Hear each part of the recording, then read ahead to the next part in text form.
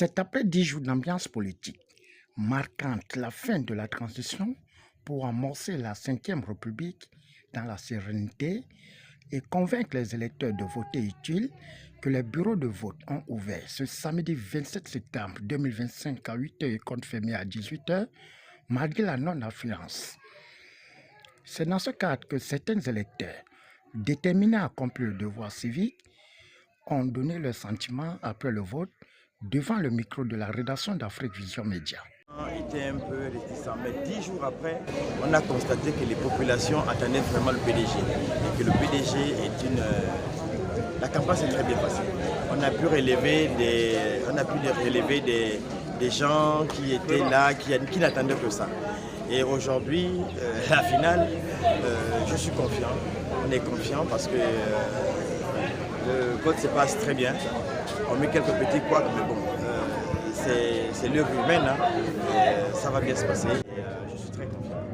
Je viens de finir de voter, mon devoir citoyen, et je compte sur vous. Vous qui n'êtes pas encore arrivés, venez voter. Le vote finit à 18h. Ne laissez pas cette chance. C'est l'occasion pour nous aujourd'hui de montrer que nous sommes capables de gérer cette idée. Le sentiment n'est qu'un sentiment de satisfaction. Je viens d'accomplir tout à l'heure mon acte civique. Et vous le savez, c'est le dernier clou pour que nous rentrions dans la Ve République. Après les élections législatives et les élections locales, la transition sera finie. Donc c'est très important, c'est très important. Je demande à ceux qui sont encore à la maison de venir accomplir leurs tâches. Comme vous le voyez, il n'y a pas de problème, tout est calme, les bureaux de vote sont prêts, les gens votent, il n'y a pas de bousculade. Voilà le sentiment que j'ai.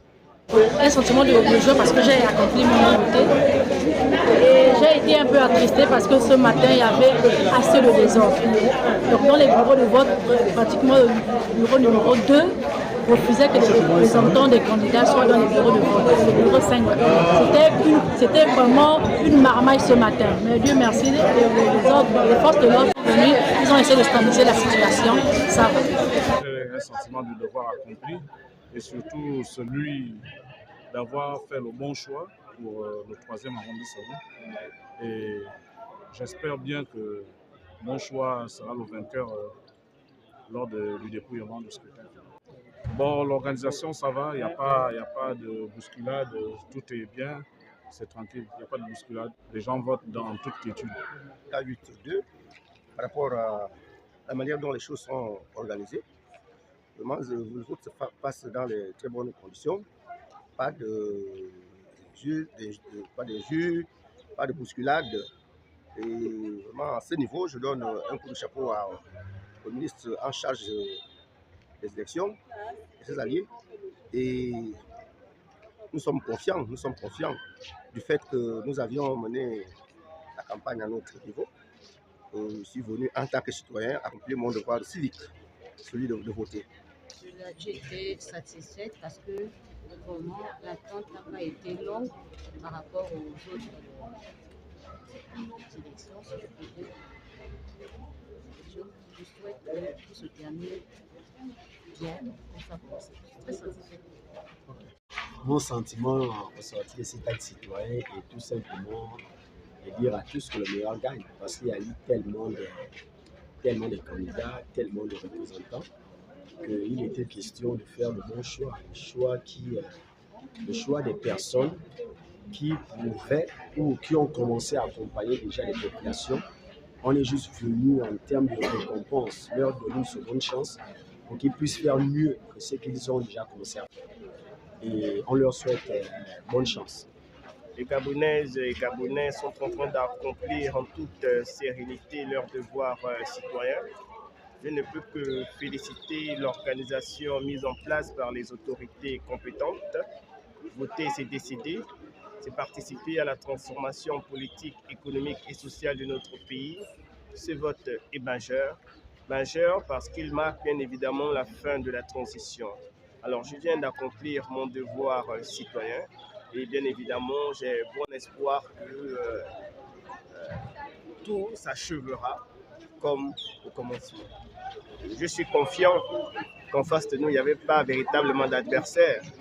l'Union démocratique des bâtisseurs, parti dans lequel j'ai été investi, n'a pas d'adversaire. Nous avons un projet de société mis en place par son Excellence Brice Clotaire Oligui Nguema. Il lui faudra bien évidemment des hommes et des femmes de confiance afin de matérialiser sa vision. Ce n'est pas dans les partis adverses, bien évidemment, qu'on parviendra à atteindre notre sort vers la félicité par le truchement du projet de société de son Excellence Brice Clotaire Oligui Nguema. Je reste confiant. Un travail de terrain a été fait, un travail de proximité a été fait. Nous avons communié sans détour, sans langue de bois avec les populations. Nous avons présenté notre projet de société. Et bien, nous ne sommes que confiants, tout en félicitant une fois de plus également nos adversaires qui ont fait preuve de responsabilité. Alors, sans vouloir pécher par précipitation, je sais, j'ai cette certitude qu'il n'y aura pas de second tour au 2e arrondissement de Libreville. Du 2e arrondissement au 3e arrondissement, en chutant au 4e arrondissement de la commune de Libreville, ce double scrutin se déroule sans anicroche dans les centres de vote. Selon la commission électorale du 2e arrondissement, une mission d'observation ainsi que le président du bureau de vote de machine au labo. Que président de la commission électorale du 2e arrondissement.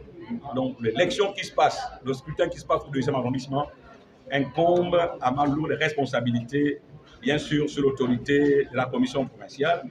Et mon rôle, c'est de circuler, de voir que tout se passe bien, rectifier les incompréhensions, orienter lorsque les membres du bureau de vote interprètent un peu mal certaines dispositions. Je reviens pour redonner la bonne interprétation.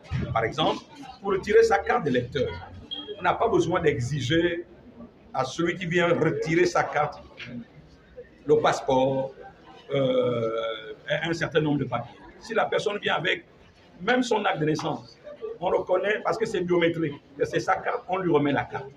Maintenant, pour voter, on ne peut pas voter avec son ACNAM-GS parce que l'article 15 du Code électoral dit qui peut voter, mais c'est celui qui est inscrit sur la liste électorale, qui est détenteur de sa carte d'électeur. Maintenant, s'il n'a pas sa carte d'électeur, il peut voter avec 2 autres pièces, c'est-à-dire la carte nationale d'identité ou le passeport. Ça, il faut l'expliquer pour que tout le monde comprenne et que le vote se passe dans la sérénité, dans la transparence.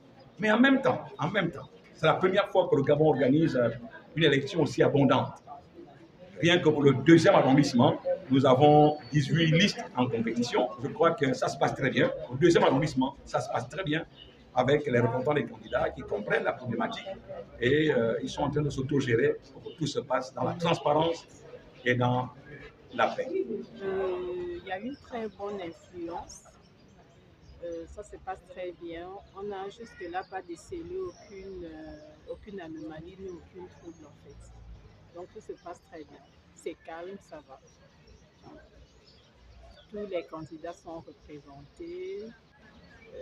Tout se passe bien. Je peux dire que depuis le matin, il n'y a pas eu trop d'engouement. C'est peut-être en mi-journée que ça a essayé de prendre l'ampleur comme vous voyez ici. Il y a déjà des engouements. Mais il n'y a pas encore d'incidents majeurs. Le vote se déroule très bien. Les électeurs viennent, compte tout, mais maintenant il y a déjà la France depuis midi.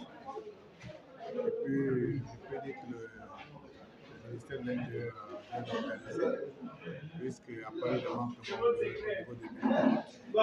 Les bulletins sont déjà là, avec les cas d'électeurs de ceux qui n'arrivaient pas à retirer mieux indiqué. Face à certaines irrégularités observées de cette élection majeure, Aïcha Simbo, suppléante à la législature, et Brice Mokaïm Boudjou, candidat à la députation, n'ont pas hésité à tirer à balles réelles le déroulement qui entraîne cette grande messe électorale du 27 septembre 2025. Déjà, les gens arrivent timidement parce qu'on se dit qu'il y a eu d'abord la pluie. Certainement, la pluie a affecté les lieux de circulation, mais les gens sont en train d'arriver timidement. Maintenant, sur l'organisation, on va encore demander à la commission électorale de s'améliorer. parce que franchement, on remarque beaucoup d'anomalies concernant la sortie des cartes d'électeurs. Ce n'est pas tout le monde qui a sa carte d'électeur.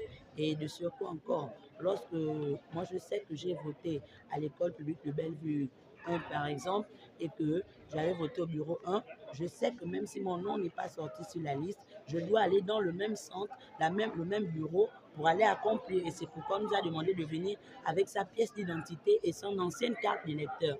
Mais quand on arrive, il y a des bureaux de vote, lorsque tu arrives pour le dire, on te dit non, tu ne peux pas voter parce que ton nom n'est pas sur la liste.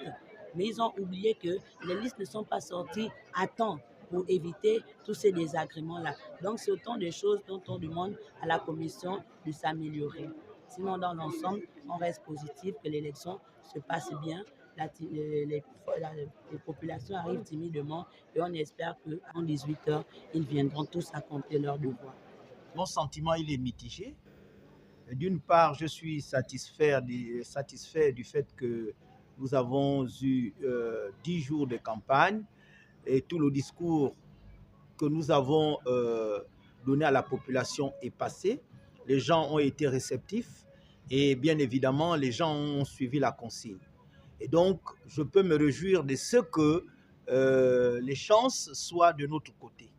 Cependant, sur le terrain, nous constatons beaucoup d'anomalies, beaucoup de bémols. Nous avons les cartes d'électeurs de certains électeurs qui n'ont pas été trouvés. Et mieux, les gens de la commission qui ont suivi une formation ne maîtrisent même pas les consignes qui leur ont été données. Par exemple, quelqu'un qui n'a pas sa carte d'identité nationale, mais qui a son NIP et qui a checké, par exemple, ces informations dans le site du ministère de l'Intérieur, qui a vu ces informations, il arrive dans un bureau de vote, on lui dit qu'il ne peut pas rentrer. Alors que la commission nationale a été claire. Vous avez ici, j'ai ici un exemple. Donc, avec la carte d'électeur, rien que la carte d'électeur, vous pouviez accomplir votre devoir civique.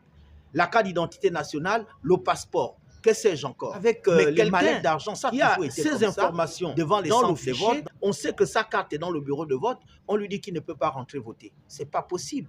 Et mieux, là encore, je me réserve de le dire, mais c'est des informations que nous récoltons et nous allons tout faire pour les avoir. Nous avons des gens en train de soudoyer les électeurs.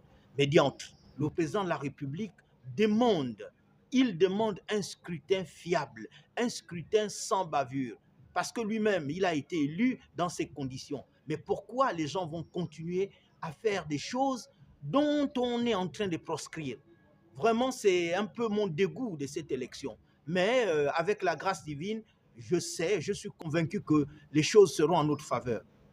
Pour ce grand carrefour électoral, il est bon de savoir que plus de 9000 électeurs feront le choix de 145 députés parmi les 800 candidats issus des différents bords politiques, indépendants et coalitions, ainsi que 70 sénateurs désignés, 3072 conseillers municipaux et départementaux sur les 18 000 en course. Au finish, les tendances seront connues après le dépouillement de 18 heures.